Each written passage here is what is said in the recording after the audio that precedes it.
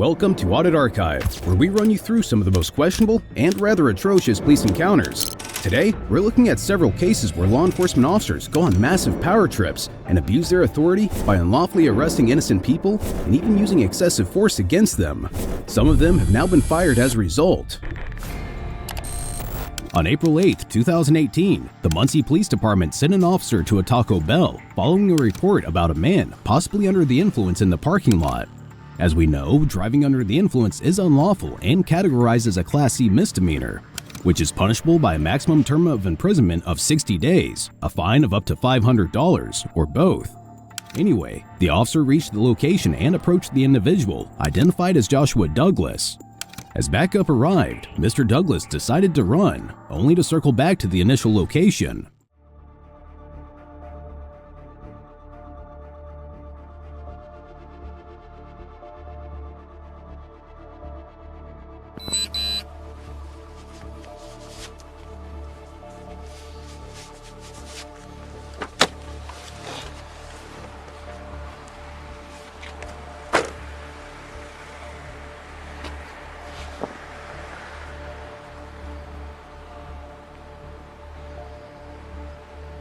It's ZAE 249. Clear.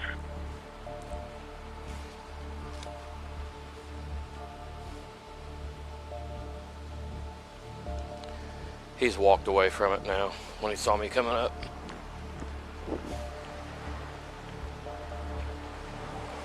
So why are you walking away? I'm just... Stacy, what's going on with your truck, Stacy? Is something wrong with your truck, Stacy? No, not yet.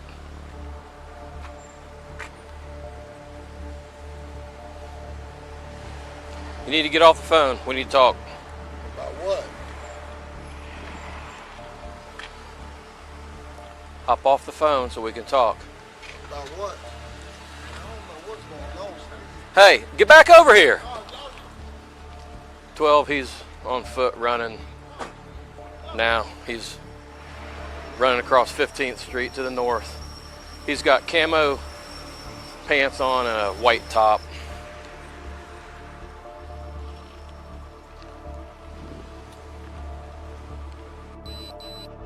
Radio was quick. He's trying to go into the order rest. He's going back around the front.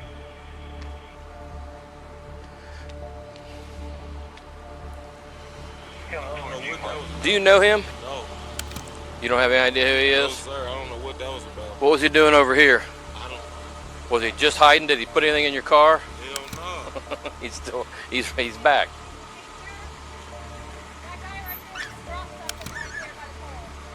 By the pole? Okay, thank you. Hey, sir, I don't know what that was. Okay, you don't know who he is? Hell no. I'm just out here. Hey, sir, I don't have nothing to do with that. 195. I got my license and everything. Okay, no problem. What are you doing here? I was about to get something to eat. I'm waiting on some. I'm talking to Did my, he talk to you? Nah. Okay. I'm talking to my girlfriend right now. All right, thanks. 195. En route to Taco Bell.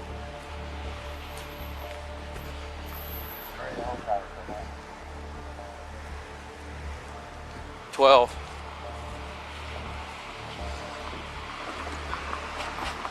Go ahead. 196 has him stopped now. He threw something down. I'm over looking for it across the street. Up to this point in the conversation, it has been revealed that Mr. Douglas is on parole, which actually means that he doesn't quite have a say as to whether he can agree or disagree with a search. Under the Fourth Amendment, the right of the people to be secure in their persons, houses, papers, and effects against unreasonable searches and seizures shall not be violated, and no warrant shall issue but upon probable cause, supported by oath or affirmation, and particularly describing the place to be searched and the persons or things to be seized. This right is considered waived due to his parole status, but regardless, pay attention to when he is searched in this ordeal. It's also important to mention that additional police support has arrived at the scene, leading to an escalation in the situation's intensity without necessity. Clear 196 out with subject something down. He's got him. He's got him back over there.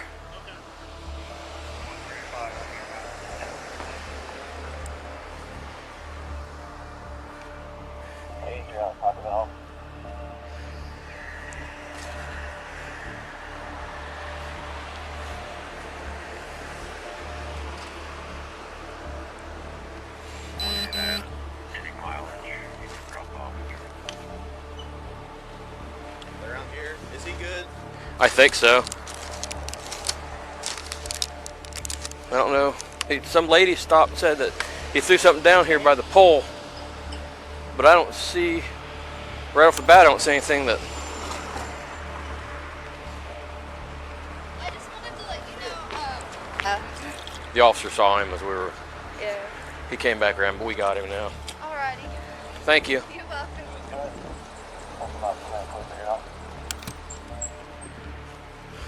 He's weird acting, man. Did he hear you?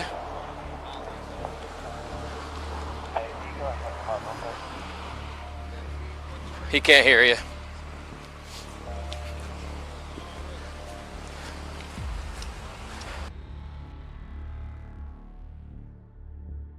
Put your phone down. 12. Put your phone down. Put your hand down. Hold away from me. Don't stay still. Put your hands behind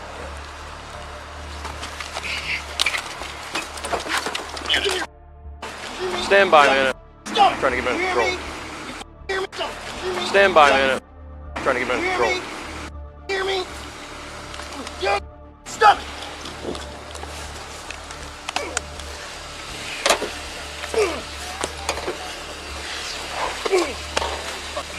Oh, shit! Give me your right hand up. Let your hand go, dude. Let your hand go.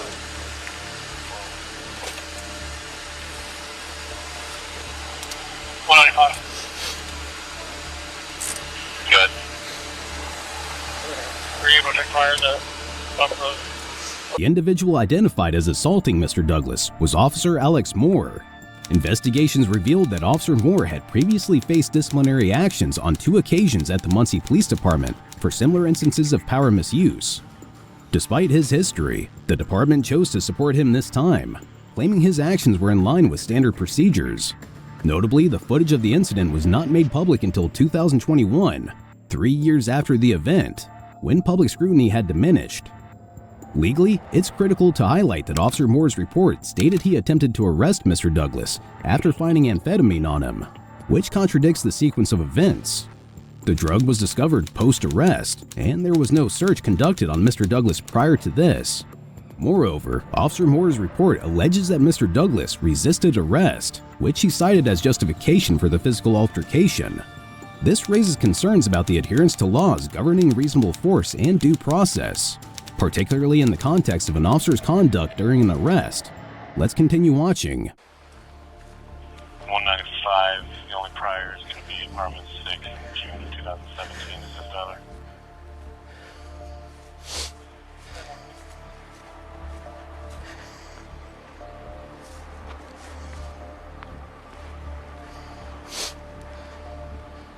You have traffic now. County wants to know if you need a dog out for what the subject dropped. We found at least some of it. Mr. Douglas was formally charged with possession of a controlled substance and, as of now, remains under federal custody, dealing with another case related to drug offenses. His ongoing legal challenges highlight the complexities of his situation. On the other hand, Officer Alex Moore continued his employment with the police department until February 2021. His resignation came in the wake of the department's decision to disclose the body camera footage, which played a pivotal role in the events leading to his departure. This action by the department suggests a shift towards transparency and accountability, especially in situations involving allegations of misconduct. Officer Moore's decision to resign reflects the significant impact that the release of such footage can have on the careers and lives of those involved, and how corrupt officers can be flushed out of the system. Next, on July 5, 2018, Officer Elizabeth Montoya, an 8-year veteran of the San Antonio Police Department, performed a search on Kimberly Esparza, who was 6 months pregnant. The circumstances provided sufficient grounds for the stop, as Miss Esparza was in a state of apparent distress, running barefoot on the street amid a heavy downpour. These conditions afforded the officer reasonable suspicion to conduct a search. Reasonable suspicion is defined as the belief based on specific and articulable facts, which, taken together with rational inferences, would lead an officer to suspect that a crime has been, is being, or is about to be committed. Watch now how this incident unfolds. You feel it when there's something there? Spread your legs. Spread your legs. They are open.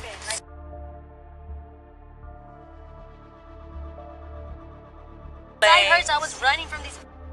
Spread your legs. I'm not gonna ask you. I fuck, bitch. What now, man? Don't do Dude, it. you're hurting my. Don't be grabbing my stuff either. I'm not grabbing on you, dude. Let me the. Oh man. All you have to do is cooperate. You're hurting baby me. If you were worried about, you wouldn't be out stealing You don't know or what taking Xanax either. you're hurting my. Good. Are you gonna stop? No, you. Seeing this, an assessment of the officer's conduct against international and national guidelines is warranted. The United Nations Bangkok rules mandate the humane treatment of women prisoners, especially those who are pregnant. These rules advocate for the protection of pregnant women from verbal abuse and specify that staff should be trained to address their gender-specific needs and human rights, focusing particularly on pregnant women, nursing mothers, and women with children in prison. Contrastingly, Officer Montoya's behavior during the interaction with Miss Esparza seems to reflect an emotional and confrontational demeanor, which may not align with these guidelines. The specific concern is that Miss Esparza, being 6 months pregnant and having difficulty in widening her stance, faced remarks from Officer Montoya that could be interpreted as mocking and unsympathetic. This is particularly evident in Officer Montoya's comment, "If you cared so much about the baby, maybe you shouldn't be stealing or taking Xanax." Such a statement could signify a breach of the consideration expected by the Bangkok rules and by national standards that seek to protect the rights and well-being of pregnant women in custody. These standards stipulate special care and the avoidance of excessive force for pregnant detainees, implying that Officer Montoya's conduct, as described, might have fallen short of the expectations set forth by legal and human rights guidelines. Are you gonna stop? Are you gonna stop? Then relax and do what I tell you to do. Dude, what the doing this for? My arms are hurting, dude. Well, then stand up and spread your legs. I did spread them, No, dude. you What the didn't. fuck? Spread your That hurts, legs. dude. Why do you Spread your legs.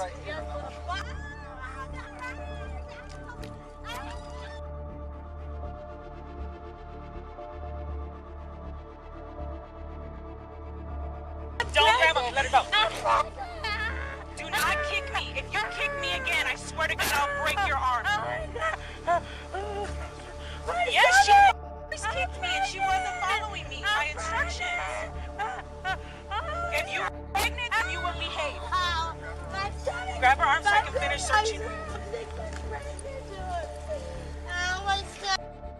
The behavior exhibited by Officer Montoya, including the alleged threat to break Miss Esparza's arms, raises serious concerns about the use of force and the treatment of vulnerable individuals in custody. Such actions, particularly when directed toward a pregnant individual who has expressed that they are experiencing pain and distress, fall short of the professional conduct expected of law enforcement officers. This reported assertion of authority, suggesting a willingness to inflict harm if compliance is not met, is especially troubling, as it may contravene the principles of proportionality and necessity that are central to law enforcement protocols. Officers are expected to de-escalate situations and use the minimum force necessary, considering the individual's condition and well-being. All I needed to do, and you were acting like an idiot. I can't even fuck. None of that would have happened if you wouldn't have kicked me. All you needed to do is spread your legs. It's not my fault I found drugs on you.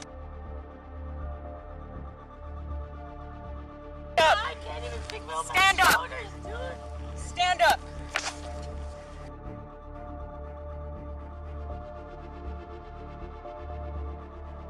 What? Get in.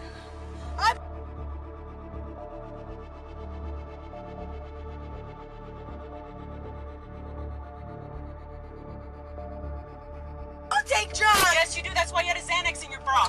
God damn, dude, I'm gonna be. God damn. Get That's not gonna have anything to do with me, sweetheart. You drive me on the floor! It is important to recognize that, following the handcuffing and searching of Mrs. Sparza and her placement in a patrol car, standard procedure would typically involve transporting her to the police station for booking and further processing. However, it is indicated that subsequent actions by Officer Montoya may deviate from standard protocol, potentially resulting in further detriment to Mrs. Sparza's welfare. This implication suggests concerns regarding the adherence to proper procedure and the exercise of authority in the treatment of individuals in custody.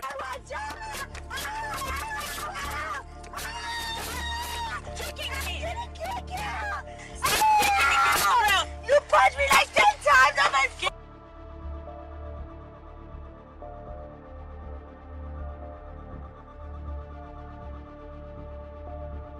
Because you deserve it. Don't kick me. Yes, ma'am, and I'm gonna keep doing.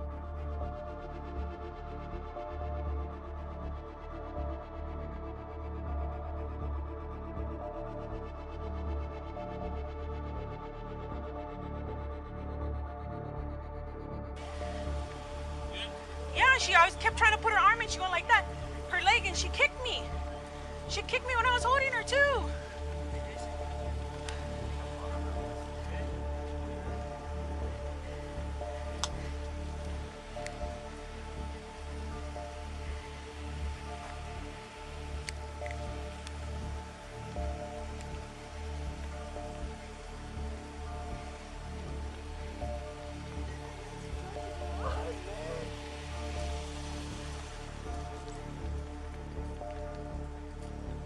Was it Xanax?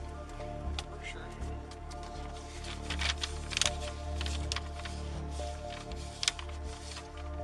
I was gonna punch her in her side because that's what I normally do. Huh? I don't know. 320. Can we call it the wagon out here?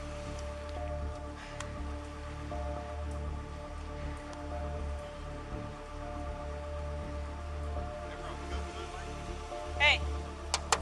Here are your lights. 320.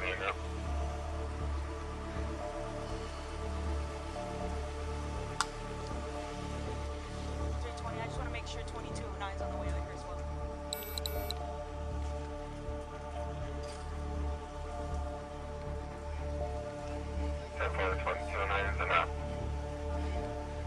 Thank you, sir. Sorry. During the confrontation, Officer Montoya delivered what she described as compliance strikes to Mrs. Sparza, who is accused of mule kicking. These strikes, a series of physical blows, coincide with Mrs. Sparza's removal from the car and her placement face down on the road amidst heavy rain, where she remained for an extended period. The use of such force, especially when involving a series of punches, is controversial and raises questions about the necessity and proportionality of the response, particularly considering Mrs. Sparza's pregnancy.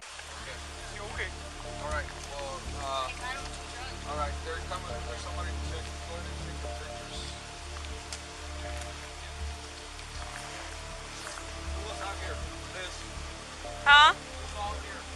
Me, Vega, Salinas, Macia. What? I didn't hear what he said. On that side? Over here. She's over here, guys.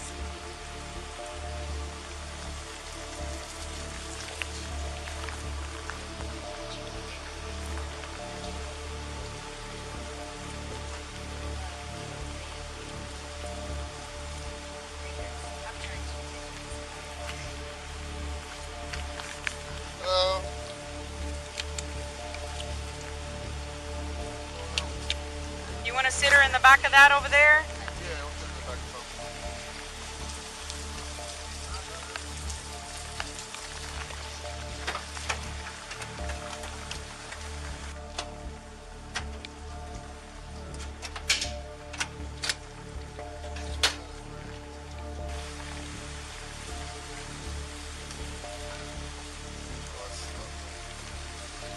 And I don't want to talk in front of her. That's fine. She's just she's on here.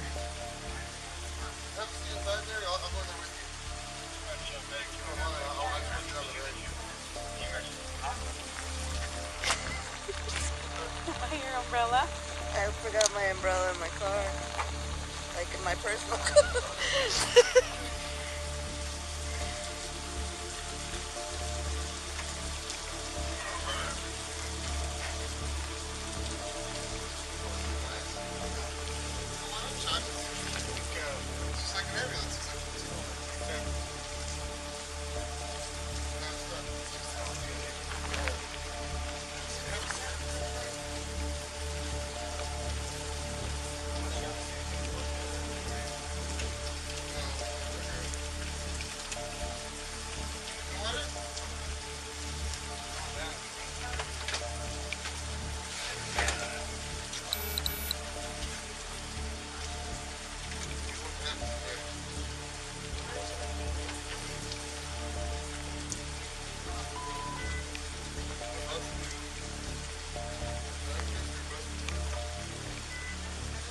Following the incident, Officer Montoya continued her patrol duties for the remainder of her shift. Subsequently, she was reassigned to desk duty for a 6-month period. An internal investigation ensued, after which the chief of police determined that her actions were inconsistent with departmental policy, resulting in her indefinite suspension in 2019. However, during her arbitration hearing in March, Officer Elizabeth Montoya defended her actions, stating that the strikes delivered to Kimberly Esparza in the July 2018 incident were intended to elicit compliance. The arbiter's ruling was to modify the chief of police's original disciplinary decision, reducing the indefinite suspension to a 45-day suspension. Following this decision, Officer Montoya returned to active duty with the force in August 2022. In response to the arbitration outcome, City Attorney Andy Segovia released the following statement Wednesday, August 2022. "We are disappointed with the arbitrator's decision to overturn the chief's decision to terminate this officer. The city clearly established that the officer's conduct was not in keeping with the standards established by SAPD. The arbitrator simply decided the discipline was excessive when compared to other incidents. It's important to note that this arbitration was heard under the previous collective bargaining agreement. The new collective bargaining agreement places proper weight to the chief's discipline decisions and limits the arbitrator's subjective determination that the imposed discipline was excessive." On January 22, 2020, the Visalia Police Department was alerted to a situation in the Save Mart parking lot where an individual seemed to be examining parked vehicles, possibly with malicious intent, and exhibiting signs of being under the influence of drugs. 3 patrol units were sent to the scene, with Officer Marissa Berkdahl arriving first. She encountered an individual, Raymond Rubio, aged 32, whose identity and intentions were unclear at the time. Mr. Rubio strongly disputed any accusations against him, asserting that he was merely stopped due to his skin color. Do me a favor, take your hands out of your pockets. Huh? Well, people are calling about you. Of course they are. What's going on? What did I do? Well, they're saying you're looking into vehicles. I did not. Okay. Did you Because exchange words with someone? Brown, I'm a beaner. I don't think it's because of that. You know it is. Just keep it real. Racist. What? It's racist. Not racism. It is racist. It is. Well, You don't have to face racism because you're not brown. You're not a beaner. Or you're not black. How do you know what I am? You're white. You know. See your height. You're white. You're beautiful white. You're white. You're not racist. I'm actually mixed, so you can't judge people by face value. You don't face what I face every day. Okay. Are you on the streets right now, or do you live somewhere? Anything I do, y'all, white people try to run what I do. I look suspicious in everything I do. If I walk down the street like any other white person, I'm in trouble for what they're doing. We're doing the same thing, but I'm looking suspicious because I'm a beaner. And I'm from America. I'm born. Are you on parole or probation? No. Are you on the streets right now, or? No. Not at all? Do you have a home? Yeah, but I don't want to go. Do I have to? Huh? Do I have to be home? No. I'm 31 years old. No, I'm just curious. Everybody else is not home. So you're going to make me go home? I'm not going to make you go home. I'm just asking you if you're on the streets or... Life. Easy. Look, you don't face what I have to face. If you did, you wouldn't understand. Now they're bringing one up, and then they want big... Can you do me a favor and take off your backpack? In this scenario, Mr. Rubio displays no signs of fleeing or aggression, yet the officer requests him to remove his backpack. While this action aligns with California law, which permits officers to ask individuals to take off their backpack if there are reasonable suspicions of containing a loaded firearm or illicit items, the intent of the law primarily focuses on searching for firearms. However, the officer's request in this instance appears to exploit a potential gap in the law, potentially infringing on Mr. Rubio's Fourth Amendment rights, which state, "The right of the people to be secure in their persons, houses, papers, and effects against unreasonable searches and seizures shall not be violated, and no warrant shall issue, but upon probable cause, supported by oath or affirmation, and particularly describing the place to be searched and the persons or things to be seized." This situation raises concerns about the balance between law enforcement practices and protecting constitutional rights. Observing closely as the situation rapidly intensifies without any forewarning or visible indicators, escalating significantly. Why? What am I doing? Because you're acting strange, like you're under the influence of something. Of course I am, because I'm abused. Okay. Don't. Relax, you're gonna get bit by a dog. I'm telling you right now, you better knock it off. You get bit by a dog, I'm gonna let him out. I didn't do nothing. I'm gonna let him out. You better knock it off. I'm not doing nothing. Then let it go. Then relax. Or I'm gonna let that dog out. He's gonna bite you. You understand me right now? I'm gonna bite you. Resisting arrest. At this point, Officer Bill Hansen has joined the scene, bolstering Officer Bergdahl's confidence in attempting to arrest Mr. Rubio. It is crucial to note that Mr. Rubio has not been formally charged with any offense nor informed of his arrest or detention status. According to California Penal Code, Chapter 5, Section 834A, individuals are expected to refrain from using force or weapons to resist arrest if they are aware or should reasonably be aware that they are being arrested by a peace officer. Since Mr. Rubio was not made aware of his arrest, any notion of resisting arrest would be unfounded. Moreover, threatening Mr. Rubio with resisting arrest charges is unwarranted as the arrest itself appears to be unlawful. No background check has been conducted, no identification requested, and no pertinent information gathered. Had his name been checked against the database, authorities would have discovered that Mr. Rubio is a mentally disabled individual who has been receiving government assistance for his disability since birth. Additionally, they would find no prior criminal record associated with Mr. Rubio. During this pivotal and highly charged moment, the actions taken by Officer Hansen contribute significantly to the tension and uncertainty surrounding the situation. Officer Hansen has issued a stern warning to Mr. Rubio, advising him in no uncertain terms to not resist the process of being arrested. This directive comes at a time when Mr. Rubio finds himself in a particularly vulnerable state, not fully informed of the reasons behind his arrest and unable to fully grasp the situation due to his compromised mental state and the overall chaotic atmosphere enveloping the scene. Amidst this confusion, Mr. Rubio is found persistently questioning the basis of his detainment, voicing his confusion, and seeking clarification by asking, "What did I do?" In response to this already volatile scenario, Officer Hansen has escalated the situation further by deploying his canine unit, a dog later identified by the name of Rodo, during what was already shaping up to be an aggressive and confrontational interaction. This addition of a police dog to an already tense situation only serves to heighten the sense of urgency and potential for misunderstanding between the involved parties. We're telling you to lawfully do something. We'll explain it in a second. I'm telling you right now, you're gonna get bit. You're not getting locked up. Oh my God, what the hell? What, man?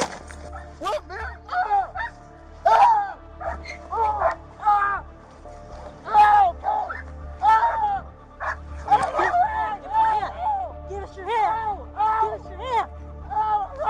Give me your hand! Give me your hand, you're gonna get bit! Get on your stomach. Get on your stomach! Get on your stomach!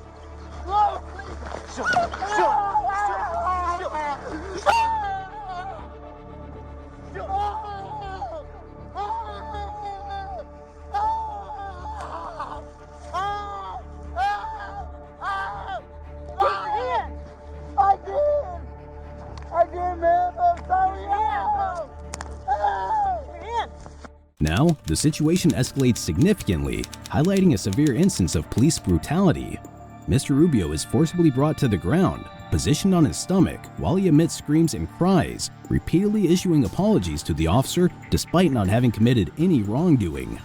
A police dog is unleashed on him, and he experiences strikes to his face and head as the officer demands that he give his hands for handcuffing. Despite Mr. Rubio's continual assurances of I am, indicating his compliance, the officers persist in their harsh and physically aggressive treatment.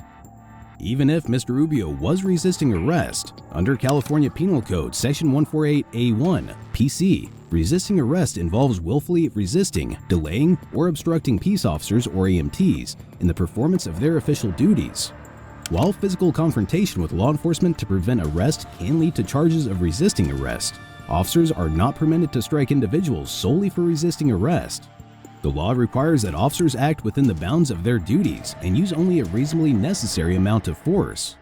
If an officer uses excessive force, it can be considered police misconduct and may lead to legal repercussions. Stop pulling away! Stop pulling away! Okay, I got his right hand.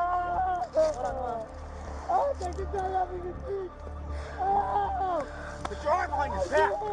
You had every option to listen. won. You fought us. You did. You didn't do anything. Okay, I got the right hand. Get the dog, please. Put your left hand behind you. Get with your dog and bring it back. Oh.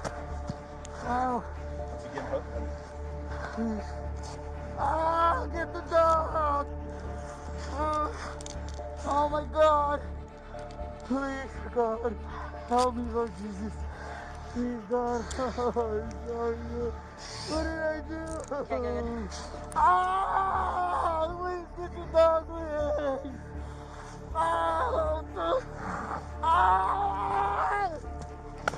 Stay on the ground. I am.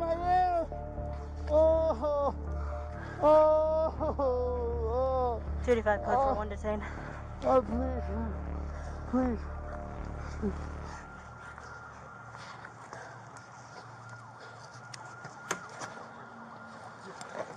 Take a closer look at the incident by viewing the body cam footage from Officer Hansen's perspective. This footage provides a clear and detailed insight into the troubling actions carried out by the police during the incident, offering a transparent and comprehensive view of the events that unfolded.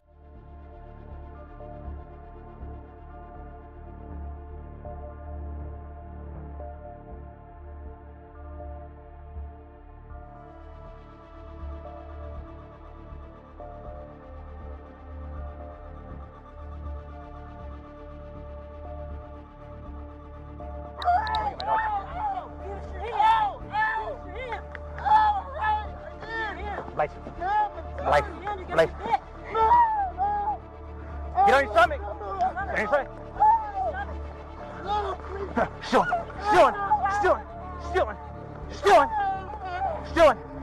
Stealing. It is crucial to highlight that Officer Hansen repeatedly commanded his canine in Dutch to bite Mr. Rubio nearly 10 times, despite him already being subdued on the ground with no signs of fleeing or resistance. The unnecessary deployment of the dog when Mr. Rubio was already under control raises concerns about excessive force and abuse of power by the officer. This action may potentially violate California Penal Code Section 835A, which outlines the guidelines for the use of police dogs. According to this law, the use of police dogs should be necessary and reasonable, with officers required to avoid unnecessary force. The indiscriminate release of the canine on Mr. Rubio, as depicted in the video, could be seen as an illegal use of force, highlighting the importance of holding law enforcement accountable for their actions. Watch your leg. Watch your leg, Kingsway. We got 10-10.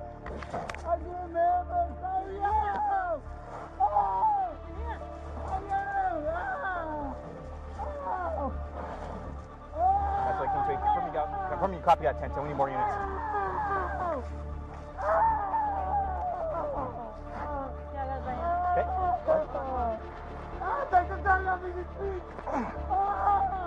Put your arm behind your back. You had every option to listen. You did what? You fought us. I mean, you did. You didn't do anything.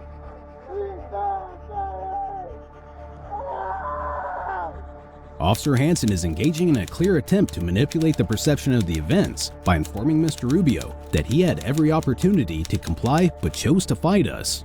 This statement serves as a strategic move to distort the reality of the situation, suggesting an effort to influence Mr. Rubio's understanding of his own actions. The implication is that if Mr. Rubio believes he was at fault, he might be less likely to pursue any complaints or legal actions against Officer Hansen or Officer Berkdahl. This tactic appears to be a calculated effort to protect the officers from potential repercussions by skewing the narrative and placing undue blame on Mr. Rubio, despite the circumstances witnessed in the body cam footage. I can't really... Put your left hand behind you. There you go. If your dog can bring it back. Once you get him hooked, let him go. Get the dog! Oh my God! Please, God, help me, Lord Jesus. Please, God. What did I do? Please get the dog, please.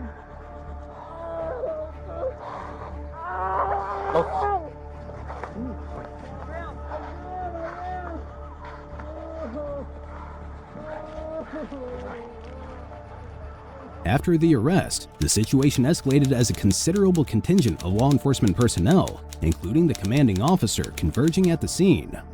In the interest of maintaining a transparent and accountable record of the event, it became imperative for each officer involved to provide a detailed account of their actions and observations directly to the commanding officer, with all statements being recorded on the commanding officer's body cam.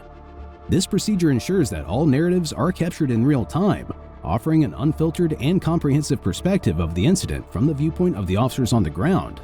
Now let's turn our attention to this segment of the body cam footage, where the officers relay their experiences and actions during the event. You got Sinclair. So she's here contacting him. It looks like he's getting a little froggy on her. So I pull up right here. She's telling him, hey, what I perceive is we need to check you.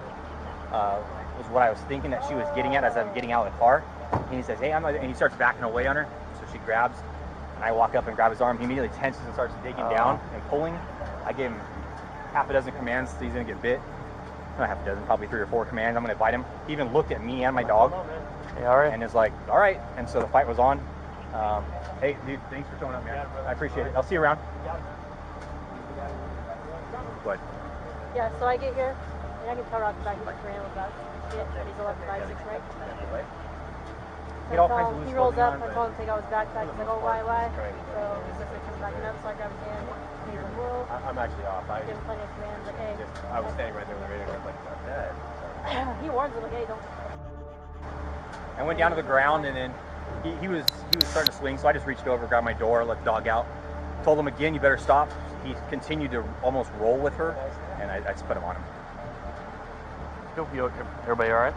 Following his apprehension, Mr. Rubio was taken into custody and subsequently transported to Coelho Delta Medical Center. This measure was taken to ensure he received the necessary medical attention and to undergo a comprehensive evaluation. The purpose of this evaluation was to ascertain whether he was under the influence of any illicit substance at the time of his arrest. To facilitate this, a series of tests were conducted on Mr. Rubio. The results of these tests revealed the presence of methamphetamine in his bloodstream. Mr. Rubio sustained severe injuries, including a traumatic brain injury and deep bite marks on his back, torso, left hand, and arm, as detailed in the lawsuit. Additionally, he experienced significant psychological trauma as a result of the encounter. The district attorney charged Mr. Rubio with 2 felony counts of resisting arrest with force or violence, along with charges for possessing a controlled substance, possessing drug paraphernalia, and being under the influence of a controlled substance. These legal proceedings are ongoing.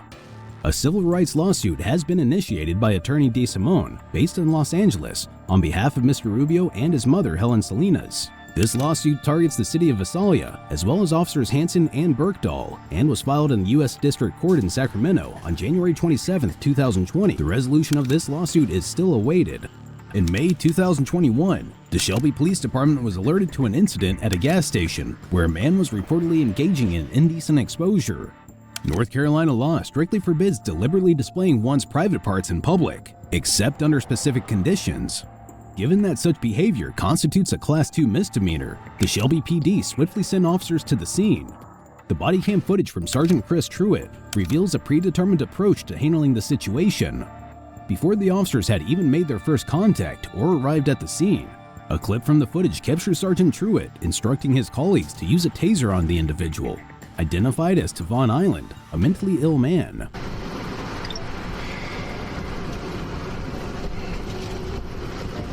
Tase his ass.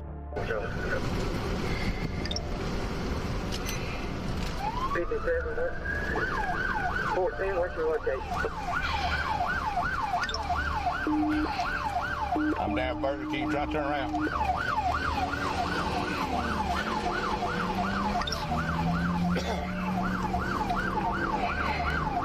He run on the other side of the road, and I'm trying to get back to him. He's walking towards Carter Chevrolet. Black male, red shirt, faded jeans.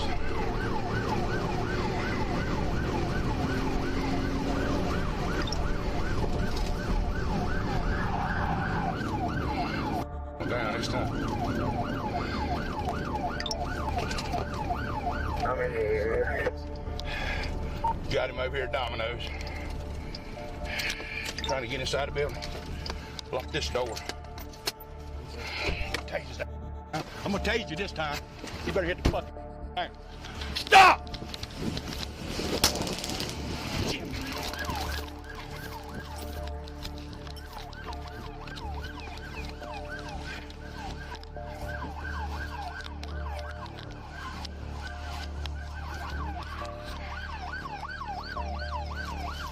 From the beginning, it's evident that the officers could have opted for a more measured and diplomatic approach. Instead, the officer is heard decisively declaring, "I'm going to tase him," followed by an aggressive verbal confrontation that understandably alarmed Mr. Island, prompting his attempt to flee. Notably, even after being subjected to the taser, Mr. Island's instinct to escape persisted. This situation intensifies with the arrival of additional police reinforcements, which, rather than de-escalating the tension, seems to exacerbate the situation. This escalation underscores a critical aspect of law enforcement response, where the initial choice of a confrontational tactic, like tasing, sets a confrontational tone for the ensuing interaction. The decision to employ a taser, intended as a non-lethal means of control, invites scrutiny regarding the criteria for its use, especially in situations where a more nuanced approach might be more effective. The subsequent increase in police presence highlights the necessity for coordinated and proportionate law enforcement responses, aligning with the principles of minimum force and de-escalation. Freedom!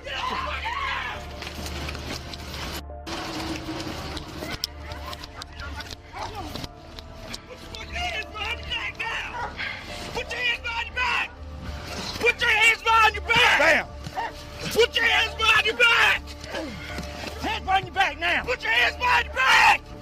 Put your hands behind your back! Stop resisting! Stop resisting! Hey, bit me! Stop resisting! Put your hand behind your back! Tase his ass! My taser! Hold on. Just reach in. I got it. Dry stun. What's he reaching for? I don't know. Watch out, watch out. Taser deployed. Taser deployed! Taser! Taser! Put your hands behind your back! Put your hand behind your back! Quit resisting! Quit resisting! Quit resisting! Turn over! Put your hands behind your back! Quit resisting! Quit resisting! You got somebody Quit resisting! The troubling footage shows Mr. Island being forcefully detained by police officers who deliver multiple punches and blows to his face, suggesting an excessive use of force disproportionate to the situation at hand. With Mr. Island displaying neither aggression nor resistance, the unnecessary violence he endures points to an abuse of power by the officers. According to North Carolina General Statute Section 14-33, which addresses assaults and batteries, there's a clear mandate against excessive force, applicable to even law enforcement personnel. The conduct of the officers, marked by repeated strikes and aggressive behavior towards Mr. Island, could potentially breach this law, exceeding the limits of what is considered reasonable and necessary force in an arrest context. The Fourth Amendment of the U.S. Constitution guarantees protection against unreasonable searches and seizures, extending this protection against the use of excessive force by police. It asserts the right of the people to be secure in their persons, houses, papers, and effects against unreasonable searches and seizures shall not be violated, and no warrant shall issue, but upon probable cause, supported by oath or affirmation, and particularly describing the place to be searched and the persons or things to be seized. In line with the Supreme Court's objective reasonableness standard established in Graham v. Connor in 1989, force must be justified in the context of an arrest. The footage clearly indicates that the police's reaction did not meet the required standard for objective reasonableness, suggesting a violation of both Mr. Island's constitutional and state-protected rights. All right, I got his hand right. You got it? Come on, I'm stuck. Right, get up off of me.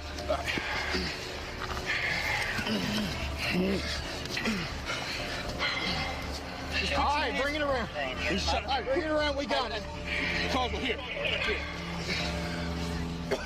There's cut. I can't fight it. Stop! Now! Out with me, y'all. Quit grabbing me! Give me another cuff. Give me another cuff, Sarge. Come on. Ow! Sorry. Tase his ass again. I did. He's got the hand loose. Put your hand behind your back. Put it behind your back now. Thank you. Right here, Sarge. Right here, get it.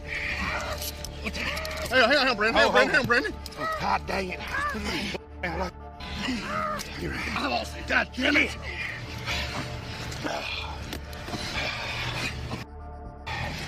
Put your hands behind your back now. You got it? You need that on? Yeah. We're good.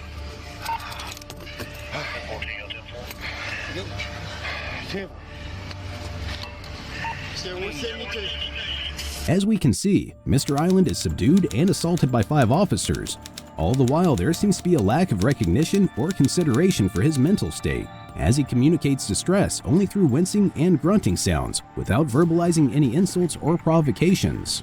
It becomes even more distressing to see Mr. Island, a black man who is mentally ill and nonverbal, on the ground surrounded by over 10 officers, all of whom are white. This stark racial contrast raises critical questions about whether the response would have been the same if Mr. Island were white. The encounter also brings into focus potential non-compliance with the Americans with Disabilities Act, ADA, which mandates that law enforcement provide reasonable accommodations to individuals with disabilities, including those with mental health conditions. The oversight of Mr. Island's mental health needs indicate a violation of this act.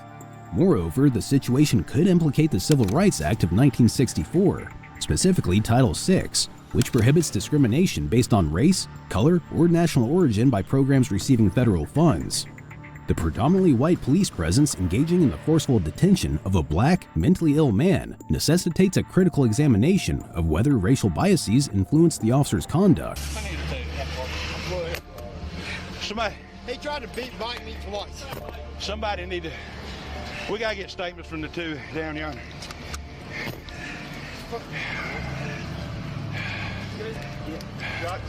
Get in. Shelby, go ahead and start EMS reference taser department. Don't bite me. I'm pulling your pants up. Trying to get your pants up. Don't bite me. That's stupid. He's gonna bite my shoe. Honky. Old man, you all right? Yeah, I'm all right. I'm old. You'll be all right. I had to run him down through here, and then he crossed over, and I had to run back, go down this way. That's not nice. That's not nice. I don't know who he is. I don't know.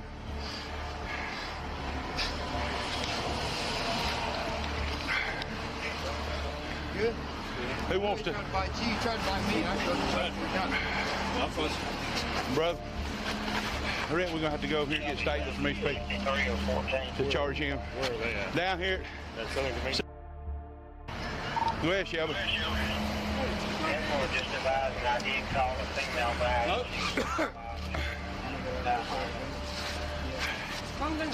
Tipple, dude, you ain't getting up. Is the ambulance coming or we'll put him in the car? Ambulance coming. He's got tasers on him, probes in him. Stay still, man. He got it in his back, neck. Dude, stay still. Let ambulance come check you out. Bring your car up here. Dude, you're not getting up. Just chill out. He's on something. Yeah, he is. Just relax, man. Relax. Stay down. Chill out. Chill out. Chill out. Calm down. Relax. Don't even entertain that. We're good. We're good. Relax. Just chill out. You'll be all right. We got somebody coming to help you out, okay?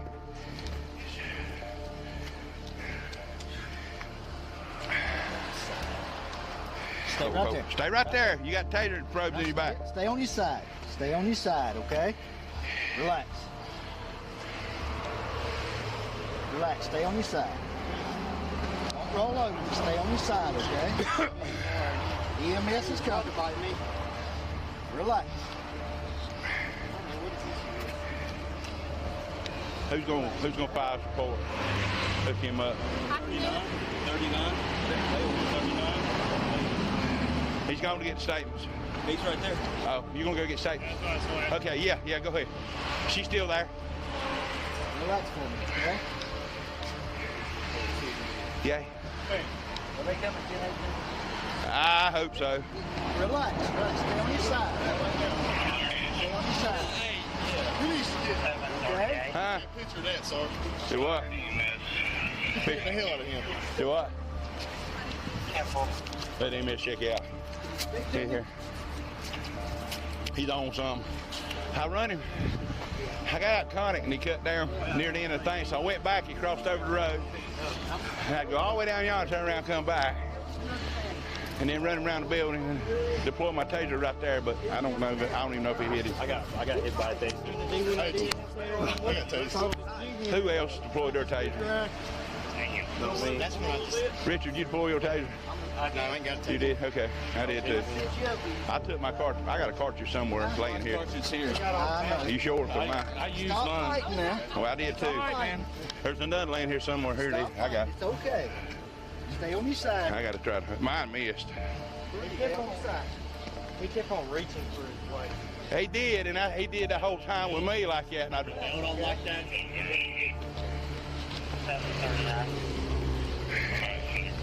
At this juncture, Mr. Island is fully restrained and handcuffed. Despite his subdued state, when he attempts to sit up from his prone position, the officer's response is disproportionate, instructing him sternly to remain lying down and not try to get up. A significant factor making it challenging for Mr. Island to stay on his back is the presence of a taser probes embedded in his skin. Nevertheless, the sergeant forcibly pushes him to the ground, showing a stark contrast between his ostensibly comforting words like, "It's going to be alright, you're going to be alright, and calm down, man," and his physical actions, which betray a lack of genuine concern for Mr. Island's well-being. The officer's disregard for Mr. Island's evident pain, even in anticipation of professional medical care, could be considered in violation of the 8th Amendment, which states, "Excessive bail shall not be required, nor excessive fines imposed, nor cruel and unusual punishments inflicted." This is particularly relevant given that Mr. Island is not posing any threat that would justify such treatment. Additionally, the situation underscores a potential failure to comply with the ADA, as the officers do not seem to account for the immediate medical attention and psychological impacts of the taser probes, neglecting the necessary sensitivity and accommodation for Mr. Island's condition until the EMTs arrive. Yay. That dude's strong, son.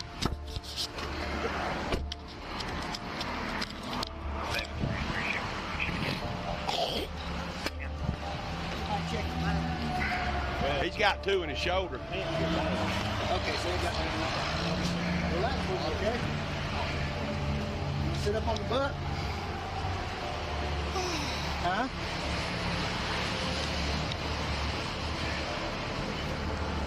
Shelby, is EMS running 1018 for you by? They're advising they're running 1018. 10-4. I think I tell you we're in a PVA Domino's on West Dixon. We're showing at 210 West Dixon Boulevard. That's what they're advising. Where's your cartridge? 10-4, huh? Where's your cartridge? I got it. It was laying right there. I took it off. I had to try to dry stun before.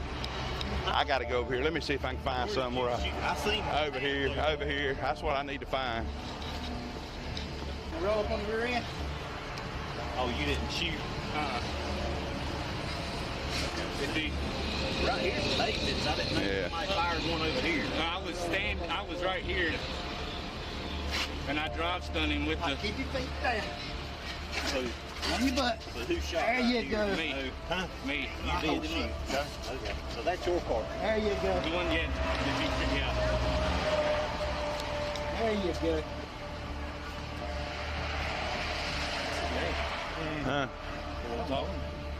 Alright, I could give him talk the whole time. There you go. Y'all know this gentleman? He tried to talk to the lady over here in the parking lot. We're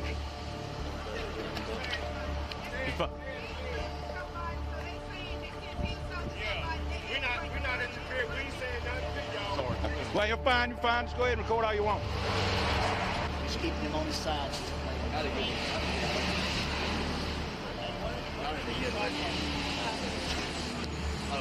Stay on your side. What do you get shot on? Taser twice. They're going to get the strip. Oh, yeah.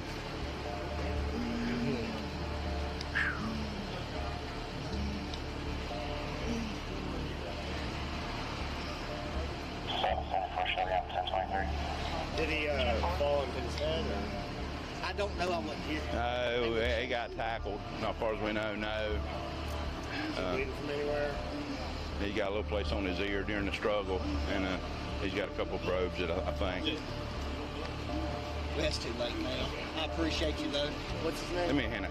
We don't know. He's not telling us. He don't have an ID on him. Hey buddy, are you running anywhere? Hey, that's his phone, I'm guessing. Yeah, that's his phone. Hey man, I wouldn't be enough. I need to talk to him. Can you talk to him? Can you talk to him? I'm gonna check you out, okay? Tell me something hurts.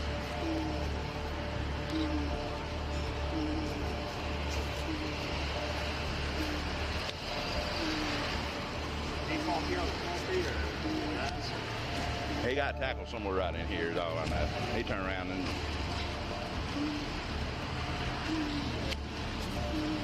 Tackled. Huh? You tackled? No, Richard and him cut him off. Richard and Torres. I know he's got 2 probes up near his shoulder. I don't know if he's got another one. We don't. He's not telling. He don't have an ID. There's one. Yeah.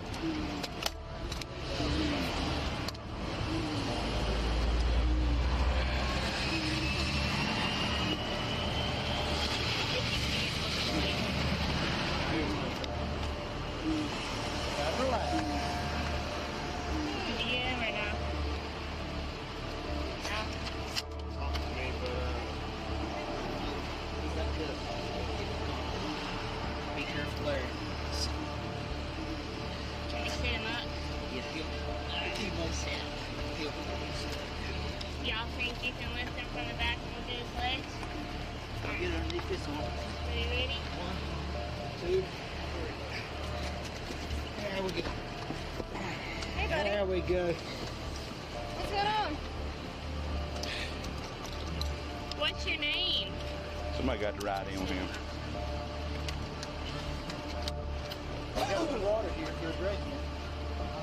What's going on? I think that's his phone right there, Jeff. Look in your eyes, okay? Open your eyes. Hey, you get over there. You might want to let them know. They don't want to take them cuffs off. Mr. Island was subsequently taken to a medical facility where examinations revealed that he had sustained a concussion, along with multiple injuries attributed to the manner in which the police officers apprehended him. Currently, Mr. Island is embroiled in legal proceedings, facing criminal charges that remain unresolved, primarily due to questions surrounding the legality of the arrest and a notable scarcity of evidence to support the accusations against him. In response to inquiries about the incident, Shelby Police Chief Jeff Ledford declined to provide detailed comments. However, he released a statement supporting the actions of the officers involved. The released footage depicts the suspect's resistance, officers' use of force to obtain compliance, stated Chief Ledford.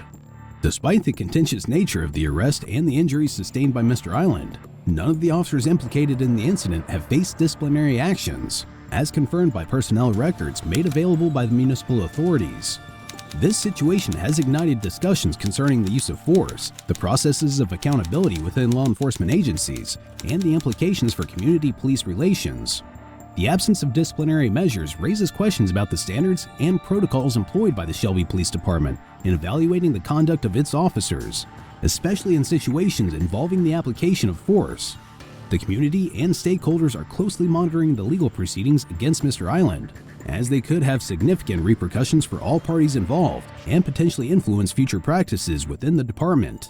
Be sure to check out our previous video where we cover another outrageous police encounter